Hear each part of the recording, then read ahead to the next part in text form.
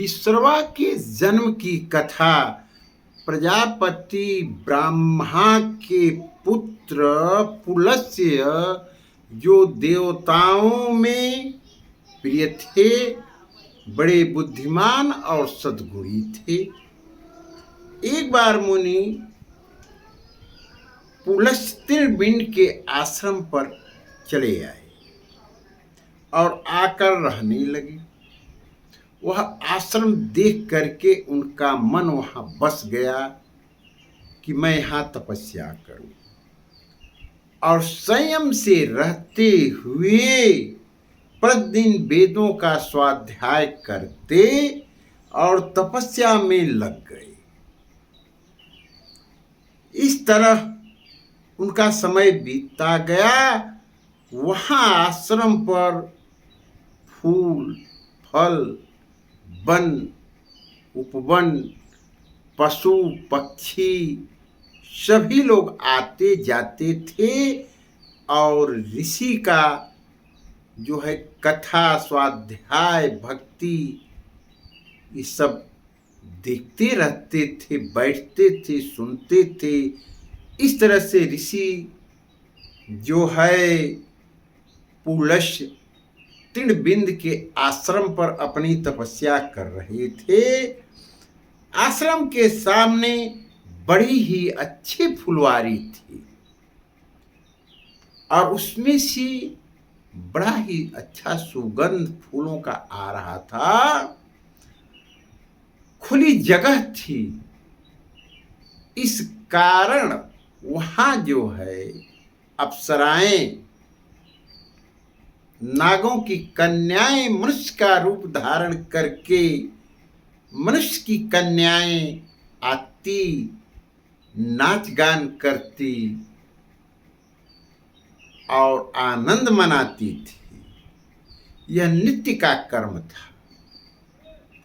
इस वजह से ऋषि पुलस्त्य को जो है अपने भजन भाव करने में बाधा पड़ती थी। इसलिए ऋषि पुलस्त्य जो है एक दिन इन कन्याओं को बुलाए। उसमें तृणबिंद राजा की भी कन्या थी। बुला करके कहा कि कल से कोई यहाँ नाच गान करने के लिए नहीं आएगा। अगर आ गया तो मेरी निगाह पड़ते ही वह कन्या गर्भवती हो जाएगी। सभी कन्याओं ने तो सुन लिया, लेकिन राजा तृणबिंद की कन्या ने इस बात को नहीं सुना। और जब शाम हो गई तो अपने अपने घर को सभी लोग चली गए। दूसरे दिन राजा तृणबिंद की कन्या जो है वहां आ गई जहां ऋषि पुलस्त्य तपस्या कर रहे हैं। वह अकेले है, इधर उधर घूम करके, टहल करके अपने सखियों की तलाश कर रही है। कहीं कोई दिखाई नहीं दे रहा है। ऐसे घूमते घूमते जहां ऋषि पुलस्त्य तपस्या स्वाध्याय करते हैं उनके सामने चली गई। और जब चली गई तो ऋषि पुलस्त्य जो है उसको अपने निगाहों से देखा और वह कन्या भी ऋषि पुलस्त्य को अपने निगाहों से देखा। दोनों के नेत्र मिल जाने के कारण वह गर्भवती हो गई। जब गर्भवती हो गई तो वहां से वापस आई। उसके शरीर में गर्भ का चिन्ह दिखाई देने लगा। यह देख करके पिता ने पूछा, राजा तृणबिंद ने पूछा कि कन्या, तुमने यह कौन सा कर्म कर लिया? तब जो है राजा तृणबिंद की कन्या कहती है, पिताजी, मैं नित्य की तरह आज भी आश्रम पर गई। वहां कोई सखियां दिखाई नहीं दे रही थी। मैं सखियों की तलाश करते करते इधर उधर टहलने घूमने लगी। आगे बढ़ी तो ऋषि पुलस्त्य तपस्या कर रहे हैं। उनकी निगाह और मेरी निगाह मिल गई। मैं वहां से वापस आई और आने के बाद जो है मेरे शरीर का रंग बदल गया और ये गर्भ रह गया। राजा तृणबिंद ने अपनी कन्या की बात को सुन करके कहा, पुत्री तुम जो है मेरे साथ राजा पुलस्त्य के यहाँ चलो और वहां चल करके उनसे हम पूछेंगे, कहेंगे, प्रार्थना करेंगे, तब जो है वह कन्या अपने पिता के साथ ऋषि पुलस्त्य के यहाँ चली जाती है।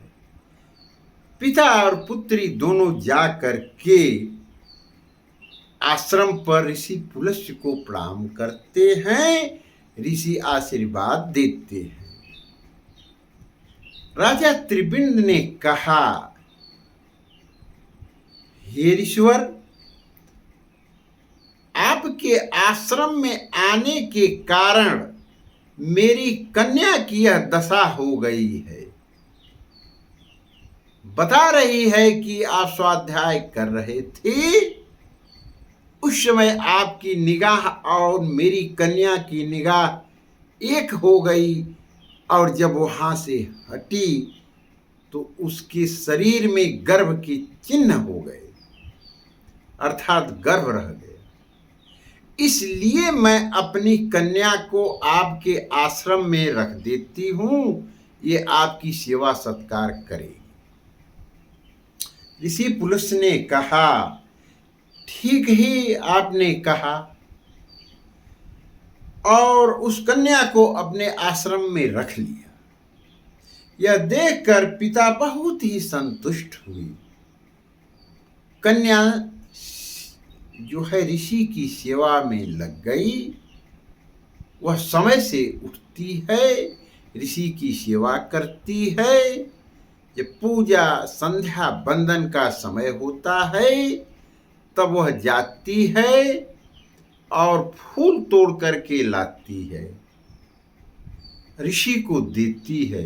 ऋषि पुलस्त्य जो है उसे ले करके अपना संध्या बंदन पूजा पाठ नित्य करते हैं। इस तरह से समय व्यतीत हो रहा है और ऋषि पुलस्त्य आनंद मग्न है। समय जब व्यतीत हो गया तब उस कन्या के गर्भ से एक पुत्र ने जन्म लिया। पुत्र जन्म जब ले लिया तब ऋषि पुलस्त्य ने कहा कि मैं इसका नाम विश्रवा रखूंगा।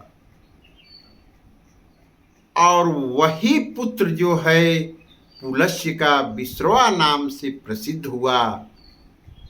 इस संसार में विश्रवा के जन्म की कथा हमने आपको बता दी। ऋषि, महात्मा, संत, व्यास, ज्ञानी, बंधुओं, इन लोगों के वचनों पर ध्यान दो। जो कह रहे हैं उसे सुनो। जो चीजें मना कर रहे हैं उसको मत करो। मना करने का ही परिणाम था जो राजा तृणबिंद की कन्या को गर्भ रह गया। हालांकि सभी सखियां जानती थी, परंतु इसे इस बात का बंधु पता नहीं था। तो अगर ऋषि महात्मा कुछ कह रहे हैं, आपस में मिल करके समझ लें। जो बातें अधूरी है उसको पूरी जान लें। ताकि मन में कुछ संदेह न रह जाए। प्रेम से बोलिए राजा रामचंद्र